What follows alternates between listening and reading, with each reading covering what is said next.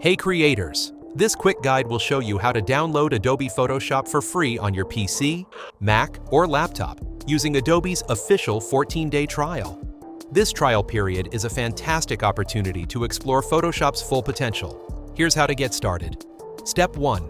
Click the link in this video's description. It will take you directly to Adobe's free trial page for Photoshop under the business plan. Once you're on the page, click Start Free Trial. You'll be asked to choose a plan. If you want the flexibility to cancel anytime, go with the monthly option.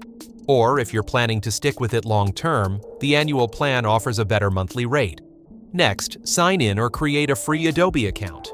Just a heads up, Adobe does ask for payment details to begin the trial. But remember, you have the freedom to cancel before the 14 days are up so that you won't be charged. Set a reminder so you don't forget. After signing up, download the Adobe Creative Cloud app. This app is a gateway to all Adobe products, allowing you to manage and update them easily.